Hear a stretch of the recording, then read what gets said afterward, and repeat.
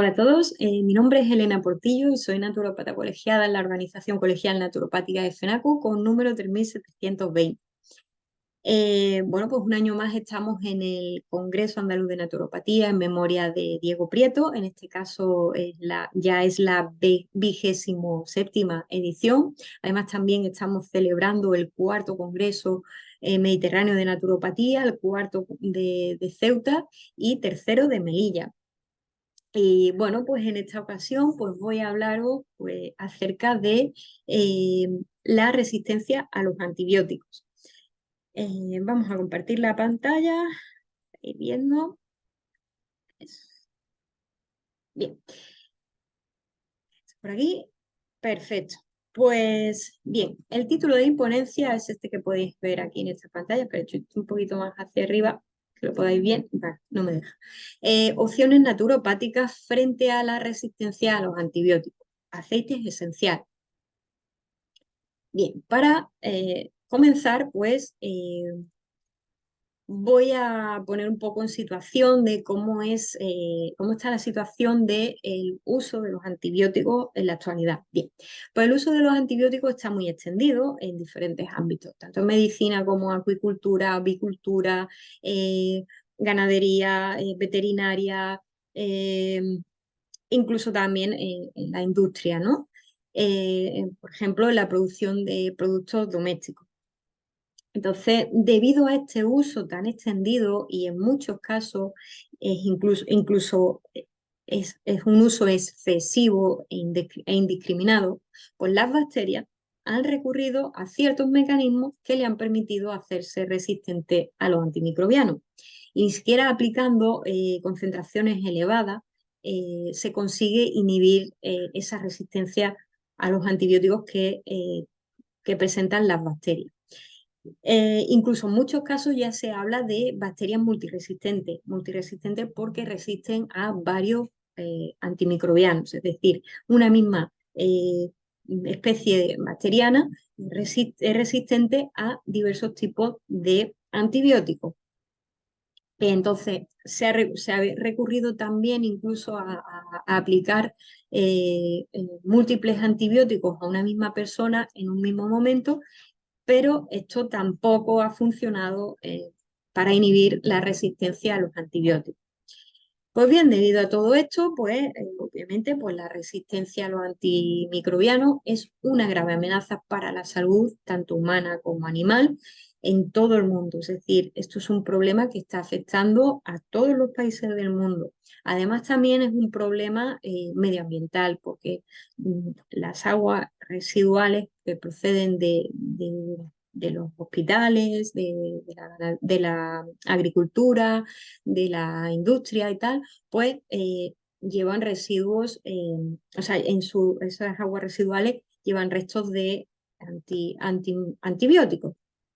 Bien, pues debido a que la resistencia a los antibióticos ha aumentado la morbilidad y la mortalidad, eh, pues esto supone también además un coste económico para la salud, para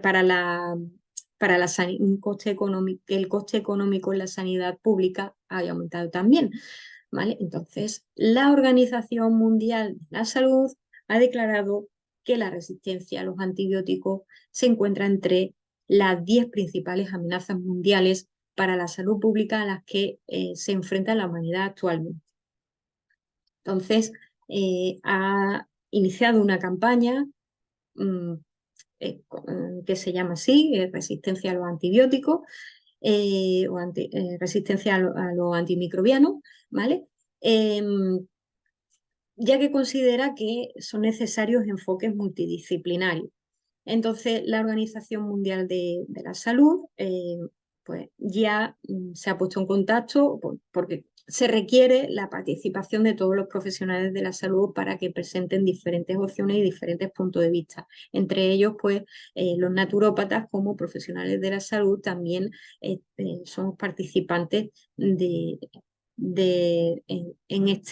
esta campaña. De hecho, la Organización Mundial de la Salud ya se ha puesto en contacto con la Federación Mundial de Naturopatía, que está coordinando a las diferentes organizaciones de naturopatía de los distintos países para que presenten sus opciones. Entre ellos, pues, la Organización Colegial Naturopática de FENACO pues, está participando en estas reuniones que está organizando la Federación Mundial de Naturopatía.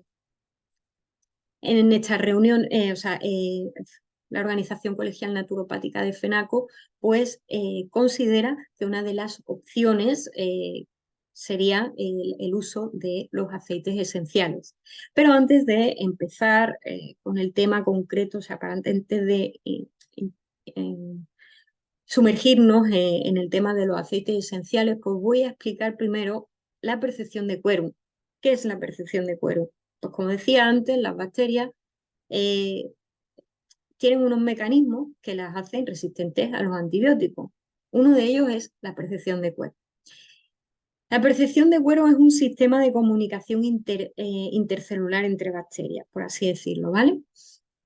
Este sistema les permite a las bacterias evaluar de alguna manera la densidad de su población.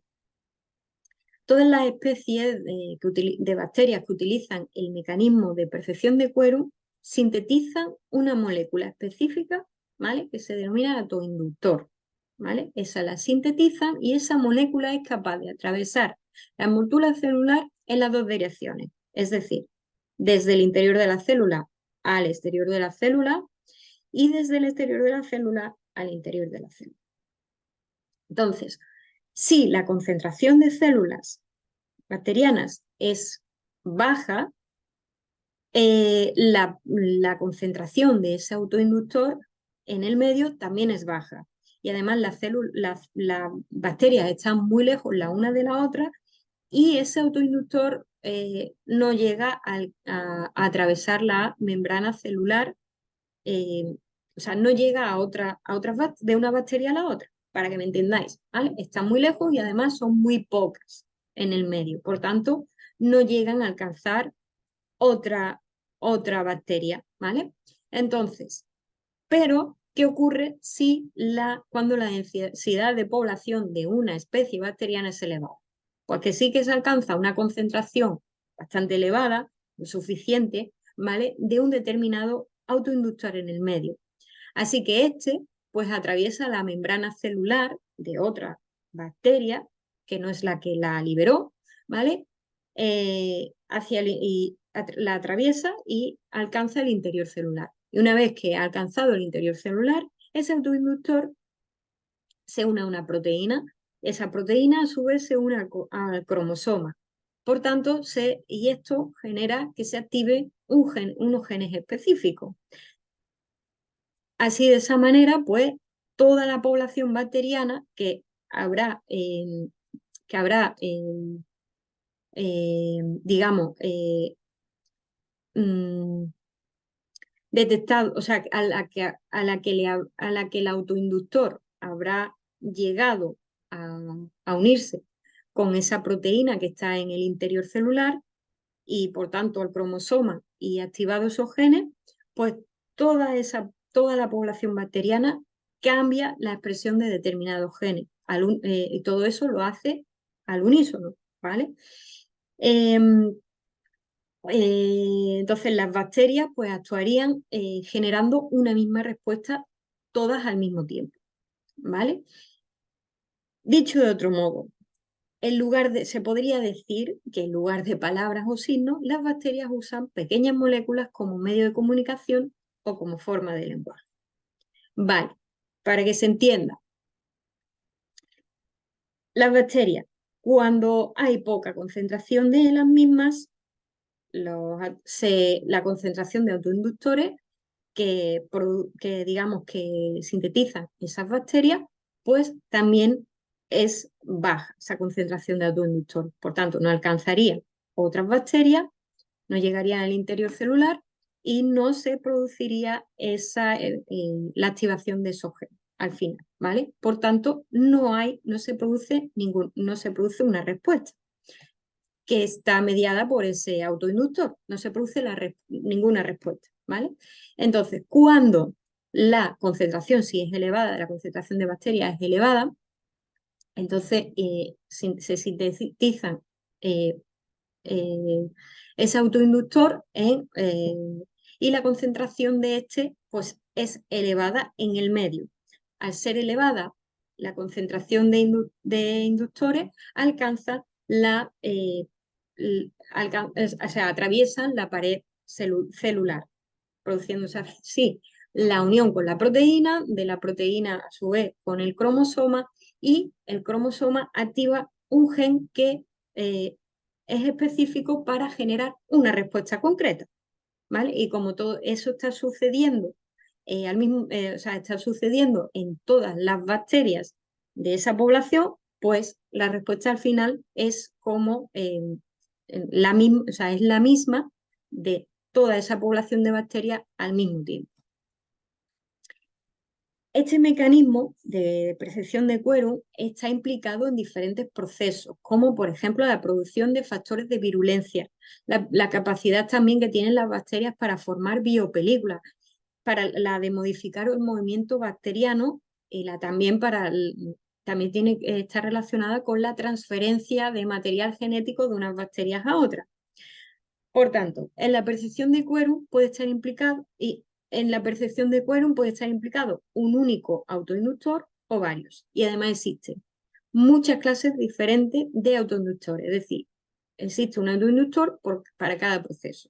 Por tanto, si se libera el autoinductor de producción de factores de virulencia y la concentración de bacterias es muy elevada, por tanto, la concentración de autoinductores también es elevada, en el medio se pone en marcha el mecanismo de percepción de quórum, como lo he explicado anteriormente, de la unión a la proteína, de la proteína se une al cromosoma y se activan los genes que son específicos para la producción de factores de virulencia. Por tanto, si esto ocurre así, pues esas bacterias, eh, la respuesta de esas bacterias sería, de todas las bacterias de esa población, sería producir factores de virulencia al mismo tiempo, ¿vale? Eh, Otro ejemplo, la formación de biopelículas. Pues, por ejemplo, se libera ese autoinductor de que activa el gen de la formación de biopelículas.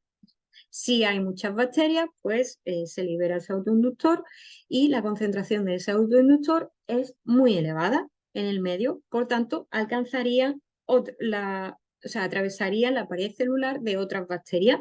Entonces, el autoinductor en el interior de la célula se uniría a la proteína al cromosoma y el cromosoma activaría los genes específicos que están implicados en la formación de biopelículas, ¿vale? ¿Qué es una biopelícula? Porque estoy hablando así de biopelícula, pero a lo mejor no todos los que me estáis escuchando conocéis este concepto, pero bueno, una biopelícula, pues su nombre lo dice, ¿no? Es una película de seres vivos, ¿no? Por así decirlo. Pues una biopelícula consiste en grandes acúmulos de bacterias que se adhieren a una superficie, de manera que, o sea, imaginaros que ese acúmulo de bacterias se unen a la superficie celular, o sea, a la superficie de la membrana celular de una bacteria. Pues entonces, ¿qué ocurriría? Que ese cúmulo de bacterias se unirían formando esa película alrededor de toda la bacteria, de manera que quedaría protegida del medio que la rodea, y también incluido pues moléculas tóxicas como por ejemplo podrían ser los antimicrobianos. Por tanto, ¿por qué hablo de esto? ¿Por qué lo explico? ¿Y por qué me centro en esto, en la formación de biopelículas? Porque esto es como se podría decir que es como un escudo protector que crean las bacterias, y ese escudo protector es lo que impide que el agente antimicrobiano alcance la pared celular, y por lo tanto es uno de los principales mecanismos que las hace resistentes a los antibióticos. ¿Por qué he explicado todo esto de la percepción de querum y tal? Pues porque comprender estos mecanismos moleculares que utilizan las bacterias para hacerse resistentes a los antimicrobianos, pues es fundamental pues, para, para conocer, bueno, conocer cómo actúan y cómo se defienden, ¿no? Cuáles son sus mecanismos de defensa o esos mecanismos que las hacen fuertes, que las hacen resistentes, pues es fundamental pues, para buscar opciones que sean útiles, ¿no? Y que funcionen, ¿vale? Y además, pues vamos a pasar a los aceites esenciales. Vamos a entrar ya en el tema de aceites esenciales, que por qué he explicado todo esto lo vais a entender ahora también. Como decía, es fundamental entender qué mecanismos son los que hacen que las bacterias sean resistentes a los antimicrobianos. Pues bien, uno de esos mecanismos es, como hemos explicado, la propiedad de quorum sensing, ¿vale? El mecanismo de quorum sensing que, que digamos que está involucrado en el proceso de formación de biopelículas, que es lo que hace que, que las bacterias pues, sean resistentes a los antimicrobianos. Pues bien, ¿por qué consideramos que los aceites esenciales son una buena opción frente a esta problemática que se ha presentado a nivel mundial en relación con la resistencia a los antibióticos? Pues bien, porque existen estudios que demuestran que, algunos aceites esenciales, ¿vale? Tienen propiedades antiquerum sensing. ¿Qué quiere decir esto? Pues que inhiben ese mecanismo. Ya está. Entonces, al inhibir ese mecanismo, pues también se inhibe la formación de biopelículas. Si esas bacterias no forman ese escudo que yo decía antes, si no pueden formarlo porque hay algo que se lo impide, pues obviamente no se van a hacer resistentes. Bien, por tanto, esta opción presenta diversas ventajas. Por un lado, los aceites esenciales, como agentes anti-querum sensing que son, pues no provocan resistencia. ¿Por qué? Porque los inhibidores de la percepción de querum actúan sobre ese mecanismo de percepción de querum. No matan ni inhiben el crecimiento bacteriano, por tanto, no imponen no imponen una presión selectiva para el desarrollo de la resistencia, ¿vale? Y luego, por otro lado, los aceites esenciales también actúan modificando las condiciones del medio, ¿vale? ¿Qué ocurre? Que las bacterias se encuentran en un medio de repente que no es el que les agrada. Dice, ¿qué ha pasado aquí? Aquí no estoy yo tan a gustito, pues me voy, porque aquí no se están dando las condiciones adecuadas para el desarrollo de las bacterias. Si las bacterias eh, están en un medio que no es el adecuado para su crecimiento, pues no les interesa ese medio. Bien, y por otro lado, además, otra ventaja de los aceites esenciales es que se observan esas capacidades inhibitorias del mecanismo de la percepción de querum aplicando concentraciones muy bajas, ¿vale? Es decir, ya con concentraciones bajitas, ¿vale? Del aceite esencial, ya se observa cómo se inhibe, cómo afecta al mecanismo de percepción de querum. Estupendo. Pues seguimos. Vamos a hablar un poquito, bueno, voy a comentar varios estudios científicos, ¿vale? De unos aceites esenciales concretos. Voy a empezar por el clavo. También voy a hablar del ajo, ¿vale? He elegido estos dos, el clavo y el ajo, porque son dos aceites esenciales cuyo uso está muy extendido pues por el Mediterráneo, como es el Congreso Andaluz, Mediterráneo, de Ceuta y Melilla, pues por eso he decidido y he elegido estos concretos, pero existen otros estudios que, que, que que reflejan pues que estos o que los aceites que otros aceites esenciales, ¿vale? También tienen esta actividad inhibitoria, ¿vale? Demuestran esa actividad inhibitoria. Bien, pues en este primer estudio, bien, el título no lo he traducido en ninguno de los artículos de los que voy a hablaros, ¿vale? Lo he dejado en inglés, vosotros lo miráis aquí en la pantalla y ya está, por si queréis consultarlo, ¿vale? Pero bueno, vamos a ir directamente a los objetivos. Los objetivos sería de este estudio, sea evaluar la actividad inhibitoria de la percepción de quórum de 21 aceites esenciales, utilizando cepas de Chromobacterium violaceum, estas dos cepas que podéis ver aquí, ¿vale? En la pantalla, y una cepa, esta cepa, de Pseudomonas aeruginosa.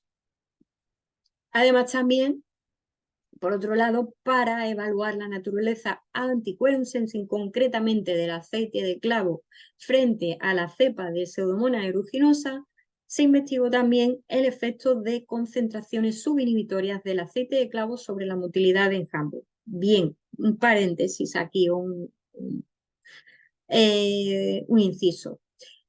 Bien, acabo de decir la palabra concentraciones subinhibitorias del aceite de clavo y y la expresión o sea, el concepto de motilidad de enjambre. Como no sé si todos los que me estáis escuchando conocéis estos conceptos, voy a explicarlo antes de seguir. ¿Vale?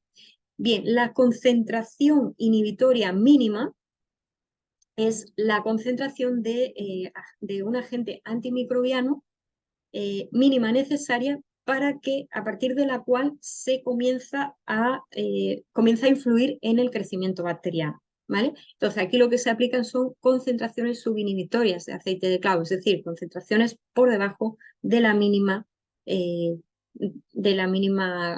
la concentración inhibitoria mínima. ¿De acuerdo? Y la motilidad de enjambre, ¿os acordáis antes cuando estaba explicando lo que el quorum sense, la percepción de quorum está implicado en diferentes procesos que llevan a cabo las bacterias? Uno de ellos era la movilidad bacteriana, ¿no? El dirigirse en una dirección concreta, pues esto es, ¿no? ¿Vale? La motilidad de enjambre es una capacidad que tienen las bacterias y que también está mediada por la percepción de quorum, que consiste en que una población bacteriana, ¿vale? Se desplaza en una determinada dirección al unísono también, igual como comentábamos antes, todas juntas. Y este proceso también está relacionado con la formación de biopelículas, porque lo primero que tiene que ocurrir es que haya un desplazamiento un desplazamiento masivo de un grupo de bacterias hacia una superficie a la que se van a adherir y van a formar esa capa, que es una capa pues, protectora. Bien, dicho esto, continuamos con este estudio. Bien, los métodos, pues, ¿cuáles fueron los métodos? Pues se analizó la producción de violaceína, que es un factor de virulencia, que también es la producción de ese factor de virulencia, como comentaba anteriormente, está controlada por la actividad de quorum, perdón, disculpa, por la percepción de quorum, ¿vale?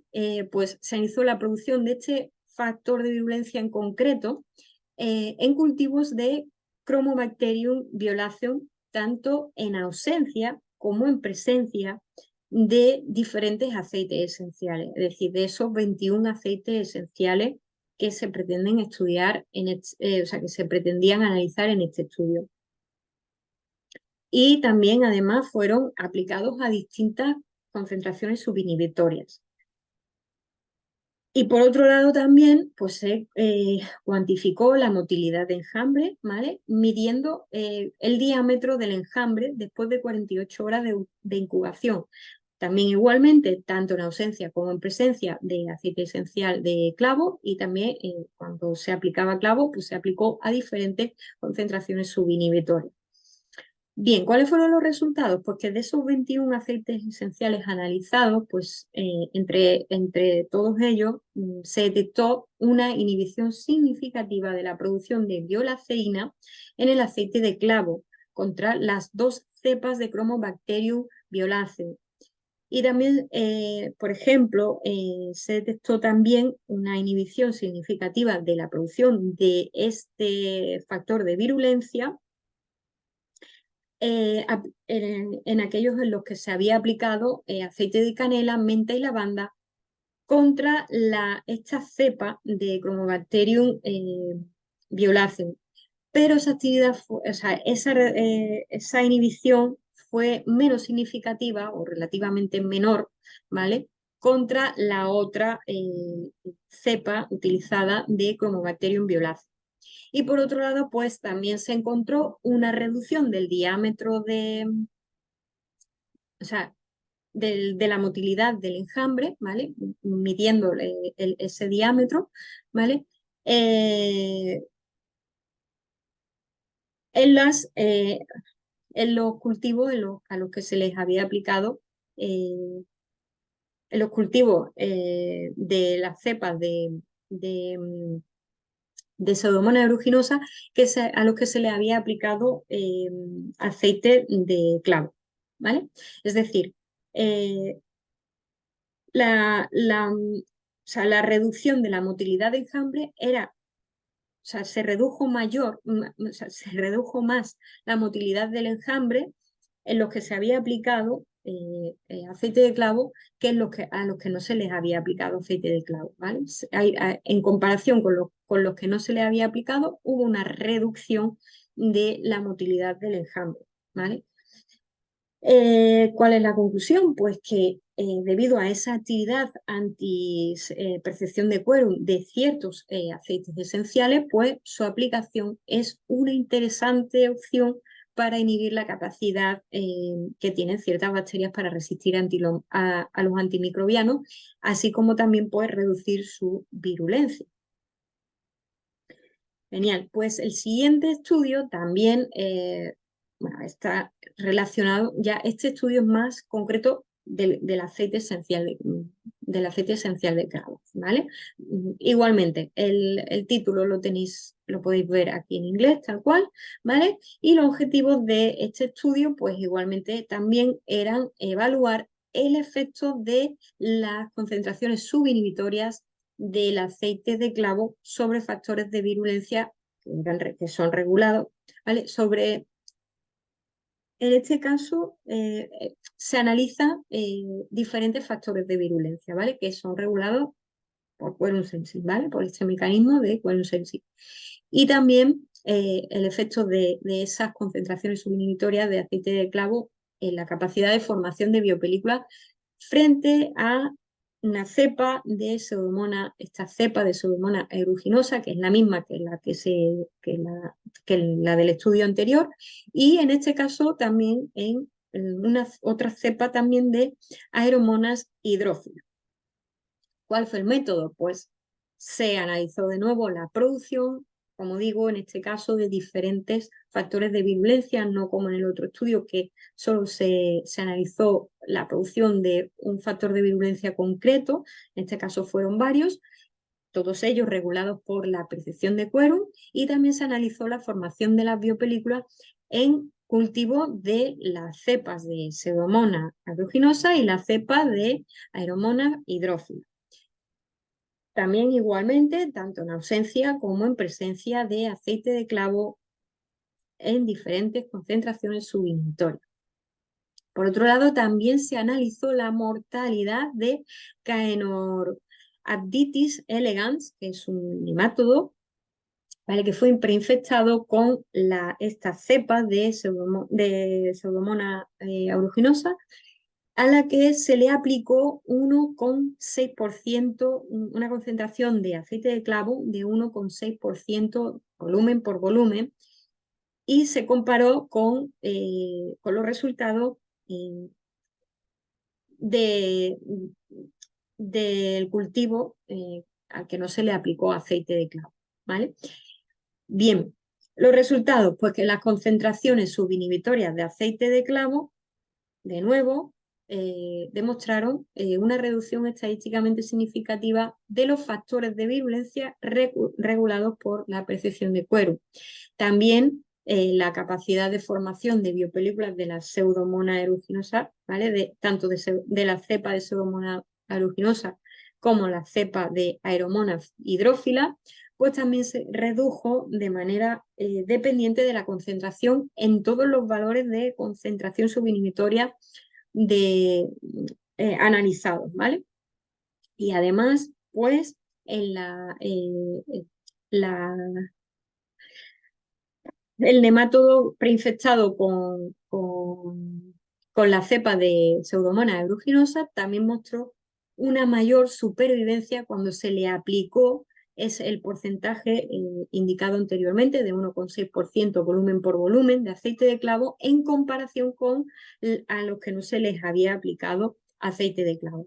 Conclusión, pues de nuevo los hallazgos en este otro estudio pues resaltan la prometedora función antipercepción de Quercus del aceite de clavo, concretamente en este caso frente a Pseudomonas aeruginosa. Siguiente estudio, este estudio, como decía antes, pues que también os iba a hablar un poquito de algún estudio relacionado con el ajo, pues este es concreto sobre la actividad anti-Quercus sensing del ajo. Bien, el título igual, aquí lo tenéis en inglés y los objetivos, pues evaluar esa actividad inhibitoria de percepción de Quercus del aceite de ajo y por tanto evaluar también la actividad de atenuación de la virulencia, ¿no? En Pseudomonas aeruginosa, de Pseudomonas aeruginosa. En este método, digamos que, o sea, en el método de este estudio, digamos que se divide por un lado, in vitro y por otro lado, in vivo, ¿vale? In vitro, pues lo que se hizo fue analizar la producción de los diferentes factores de virulencia regulados por la percepción de Quercus y también se analizó la formación de las biopelículas en cultivos de Pseudomonas aeruginosa tanto en ausencia como en presencia de aceite de ajo. Y en in vivo, pues lo que se hizo fue realizar recuentos bacterianos por gramos de tejido renal de ratones divididos en dos grupos, ¿vale? Estos ratones estaban infectados, o sea, presentaban infección del tracto del tracto urinario, ¿vale? Entonces, se dividieron en dos grupos, uno de control al que no se le aplicó aceite de ajo y otro grupo de estudio al que sí que se le aplicó aceite de ajo. Bien, pues ¿cuáles fueron los resultados? Pues los datos in vitro pues, mostraron una menor producción de factores de virulencia y una menor producción también de las señales de detección de Quercus por parte de Pseudomonas aeruginosa en presencia de aceite de ajo, ¿vale? En comparación con a los que no se les había aplicado aceite de ajo. Y los datos in vivo pues, también mostraron una reducción significativa en el recuento de bacterias renales y también una disminución de la destrucción del tejido renal en ratones a los que sí que se les aplicó aceite de ajo en comparación con los que no se les aplicó.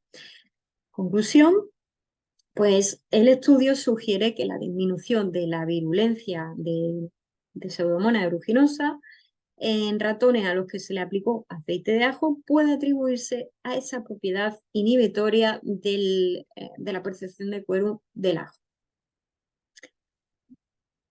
Estupendo. Pues este ya es el último estudio del que os quería hablar. Con ello ya concluyo. Quería compartir con vosotros también las referencias bibliográficas por si queréis consultar estos estudios y verlos con más detalle. Cualquier duda podéis contactar conmigo, ¿vale? Aquí os dejo mis datos de contacto para que pues, me preguntéis cualquier duda sobre este tema. Y nada más, dicho esto, pues muchísimas gracias por haber escuchado mi ponencia. Espero que la hayáis disfrutado y espero que sigáis disfrutando de este congreso, del resto de ponencias que, que tratan sobre temas todos muy interesantes relacionados con la naturopatía. Así que nada más, dicho esto, gracias y me despido hasta la próxima.